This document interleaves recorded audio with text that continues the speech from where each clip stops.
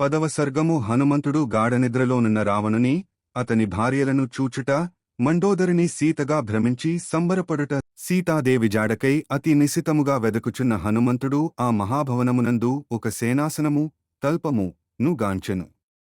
అది స్ఫటికములతో రత్నములతో భూషితమై యుండెను. దంత పునగిశీలతోనూ బంగారు చిత్రములతోడను అలరారుచు వైడూర్య ఖచితములైన మేలైన ఆసనములు అచటరాజిల్లుచుండెను.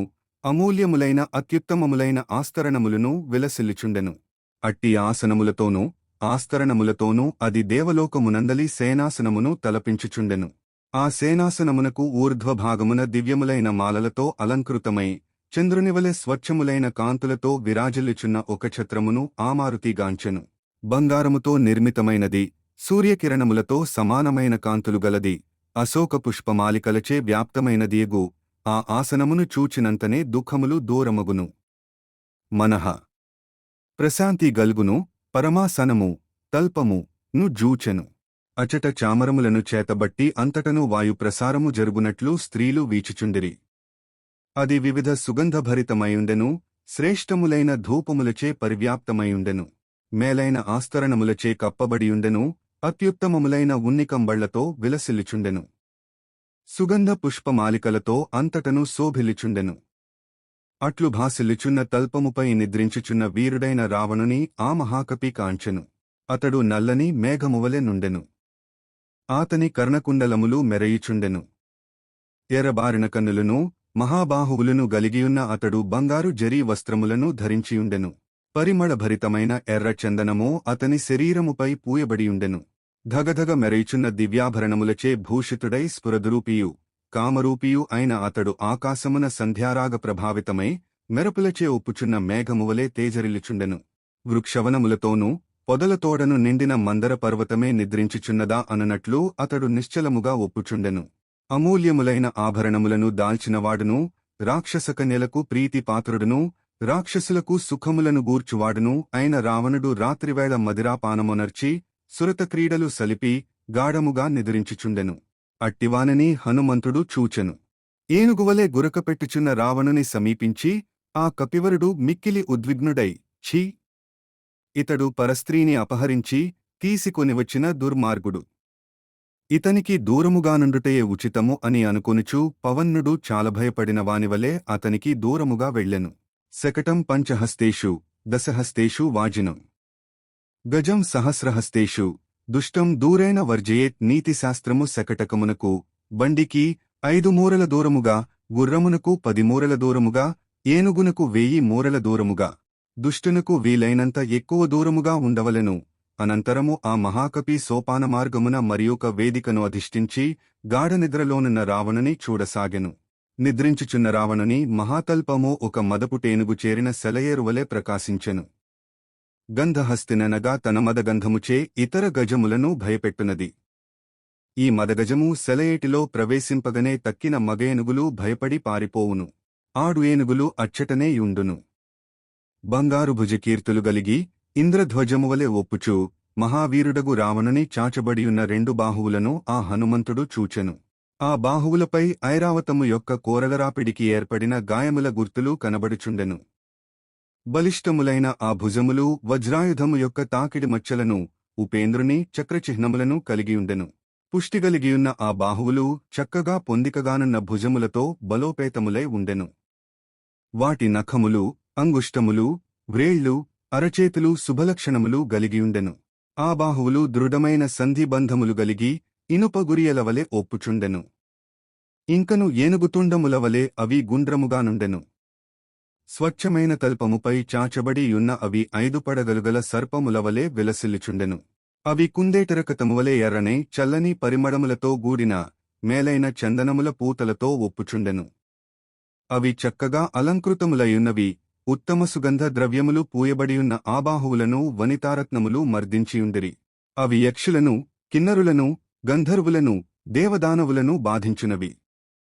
మందరగిరిగుహయందు నిద్రించుచున్న క్రుద్ధ భుజంగముల వలె ఒప్పుచు ఆతల్పముపైనున్న రావణుని బాహువులను ఆ కపీశ్వరుడు చూచెను. అట్టి నిండైన బాహువులతో తేజరిల్లుచున్న రావణుడు పర్వత సమానుడై శిఖరములతో గూడిన మందరగిరివలే రాజిల్లుచుండెను.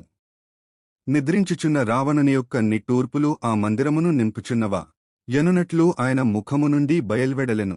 అవి మామిడి పున్నాగ సుమపరిమళములతో, పొగడల సువాసనలతో, మృష్టాన్న రసఘుమఘుమలతో, మద్యపాన సుగంధములతో గుబాళించుచుండెను.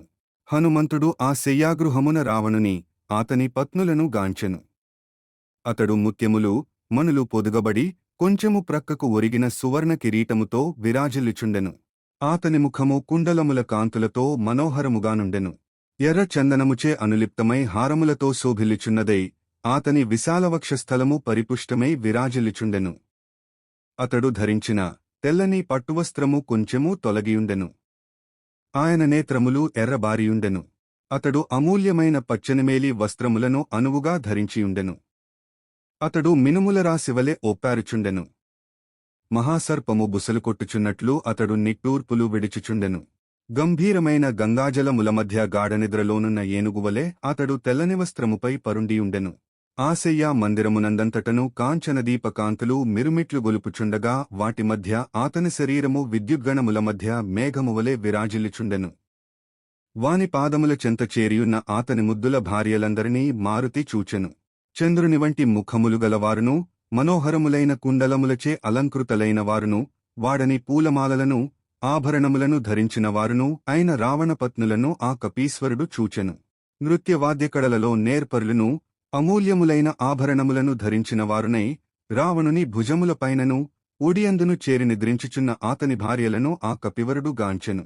ఆ కాంతలు చెవులకు ధరించిన వజ్రవైడూర్య ఖచ్చితములైన బంగారు కుండలములను, బాహువులయందు దాల్చిన దండకడియములను ఆతడు చూచెను. అచటి వనితల యొక్క చంద్రసదృశములైన ముఖశోభలతోనూ, దర్శనీయములైన చక్కని కుండలములతోనూ ఒప్పుచున్న ఆ విమానము, విమానాకారములోనున్న పర్యంకము, నక్షత్రకాంతులతో వెలుగొందుచున్న ఆకాశమువలే విరాజిల్లుచుండెను. అందమైన నడుములుగల రావణకాంతలు రతిక్రీడలలో అలసినవారై ఎక్కడివారక్కడ గాఢనిద్రలో మునిగిరి. నృత్తమునందు ఆరితేరిన మరియొక శుభాంగి నృత్తము చేయుచున్నప్పుడు ఉండెడి మనోహరములైన అంగభంగిమలతోడనే నిద్రించుచుండెను. ఒక తరుణి వీణను కౌగిలించుకుని నిద్రించుచుండెను. ఆమె నదీప్రవాహమున కొట్టుకుని వచ్చి ఒక నావను ఆశ్రయించిన పద్మలతవలే మనోహరముగానుండెను. మడ్డుకము అను చర్మవాద్యమును చంకలోనే ఉంచుకుని నిద్రించుచున్న ఒక యువతి వాత్సల్యముతో బాలకుని చంకనిడుకుని సుప్తేయున్న భామినివలే భాసిల్లిచుండెను. స్తన సౌభాగ్యముగల ఒక సర్వాంగ సుందరి పటహము అను చర్మవాద్యమును వక్షస్థలమునకు అదుముకుని చిరకాలము పిమ్మట పొందిన ప్రియుని కౌగిలించుకుని యున్న భామినివలే నిద్రించెను. వేణువును హృదయునకు హత్తుకుని గాఢనిద్రలో మునిగిన కమలనేత్రయైన ఒక కాంత ఏకాంతమున కామావేశమునకు గురియై తమకముతో తన ప్రాణ ప్రియుని కౌగిలించుకునిన ఒక కామినివలే భాసిల్లిచుండెను. నృత్తకడానిపునురాలైన ఒక రమణి విపంచిని 7 తీగల వీణను తన ఎదపై చేర్చుకుని కాంతునితో జేరి నిద్రించుచున్న ఒక భామినివలే ఒప్పుచుండెను. మరి ఒక కాంత బంగారు వన్నెలుగల మృదువై పరిపుష్టములై మనోహరములైన అంగములతో మృదంగమును బాగుగా కౌగిలించుకుని పారవస్యముతో గాఢనిద్రలో మునిగియుండెను. మధుపానాది క్రీడలలో అలసిసెలసి శ్లాఘనీయేన ఒక అనింద్యసుందరి భుజపార్శ్వముల మధ్య చంకలోనున్న పణవముతో గూడియే నిద్రలోనికి జారెను. డిండిమము నందాసక్తయేన మరియొక తరుణి ఒక డిండిమ వాద్యమును గ్రహించి ఇష్టమైన రమణుని కౌగిలించుకునియున్న భామినివలే అట్లే నిదురించెను. కమలపత్రాక్షియైన వేరొక ముదిత మదమోహితయే ఆడంబరము అను తూర్యవాద్యమును బిగికౌగిలిలో నుంచుకుని పరవశయే నిద్రించెను. గాఢనిద్రలో మునిగిన ఒక భామిని ప్రక్కనేయున్న కలసమును త్రోయగా అందలీ గంధోదకములచే పన్నీటిచే ఆమె తడిసిపోయెను. అప్పుడామె వసంతఋతువునందు వాడిపోకుండా ఉండుటకై నీటిచే తడుపబడిన విచిత్రవర్ణ పుష్పమాలవలే ఒప్పుచుండెను. ముంచుకుని వచ్చుచున్న నిద్రకు లోనైన ఒక ఆబల బంగారు కలసముల వంటి తన కుచములను చేతులతో కప్పుకుని నిద్రించుచుండెను. చంద్రబింబము వంటి ముఖముగల ఒక కమలలోచన మదనావేశమునకు లోనై మరి ఒక రమణిని కౌగిలించుకుని నిద్రించెను. అచటి తరుణిమణుల చిత్రవిచిత్రములైన చతుర్విధ వాద్యములను వీణ, మృదంగము, వేణువు, తాళము మొదలగునవి చతుర్విధ వాద్యములు హృదయములకు హత్తుకుని ప్రియులను తమ కుచములతో బిగికౌగిళ్లలో ముంచెత్తిన కామినులవలే నిద్రించుచుండిరి. అచటి కాంతలలో మిక్కిలి సౌందర్యముగల ఒక స్త్రీ ప్రత్యేకముగా ఏర్పరచబడిన చక్కనిసేయపై నిద్రించుచుండెను. ఆమెను ఆ కపివరుడు చూచెను. ఆమె మంచి ముత్యములు పొదిగిన ఆభరణములను ధరించినదై తన కాంతులచే ఆ మహాభవనమును ప్రకాశింపజేయుచున్నదా. యనునట్లుండెను. అక్కడ శయ్యపై పరుండియున్న కనకవర్ణ ఏగు మండోదరిని ఆ హనుమంతుడు తిలకించెను. స్వచ్ఛమైన కాంతులతో ఆమె రూపము మనోహరముగా విరాజిల్లుచుండెను. ఆమె రావణునకు మిక్కిలి ప్రీతిని గూర్చున్నది. ఆ అంతఃపురమునకు ఆమె పట్టమహిషి. మహాబాహువైన ఆ మారుతి సర్వాలంకార శోభితయైన ఆ మందోదరిని జూచి రూప యౌవన సౌభాగ్యములను బట్టి ఆమె సీతాదేవి అయుండవచ్చునని తలంచెను. పిమ్మట ఆ కపివరుడు మిక్కిలి హర్షోల్లసితుడయ్యెను. సీతాదేవి కనబడినదని భావించి ఆ ఆనందములో హనుమంతుడు భుజాస్ఫాననము గావించెను, వాలమును ముద్దాడెను. అటునిటు గంతులు వేయిచూ అమిత సంతోషముతో పాటలు పాడెను. స్తంభముల మీదికి ప్రాకెను, భూమి మీదికి జారెను. వానరులకు స్వామిభక్తి పరాయణత్వము స్వాభావికము. వానరుల స్వామిభక్తి పరాయణత్వమును, వారి స్వాభావిక చేష్టలను మహాకవి గోస్వామి తులసీదాసు తన రామచరిత మానసమున ప్రస్తావించెను. తన యజమాని సేవలో సిగ్గు విడిచి ఎక్కడైనను సరే నాట్యము చేయు వానరజాతి ధన్యము. నాట్యము చేయిచు, గంతులు వేయిచు, ప్రజలను సంతోషపెట్టి వానరము తన యజమానికి మేలు చేయును. ఇది దాని ధర్మనిరతికి తార్కాణము. అంగద, మీ జాతి వారందరనూ స్వామిభక్తిపరాయణులే. కావున నీ స్వామి గుణములను పొగడకుండా ఎట్లుండగలవు? నేను సద్గుణములను ఆదరించెదను, చతురుడను కనుక హనుమంతునకు శ్రీరామునిపైగల భక్తి ఉత్సాహములే ఆతని భుజాస్ఫాలనాది చర్యలకు ప్రేరకములు. వాల్మీకి మహర్షి విరచితమై ఆదికావ్యమైన శ్రీమద్రామాయణమునందలి సుందరకాండమునందు ఇది 10వ సర్గము.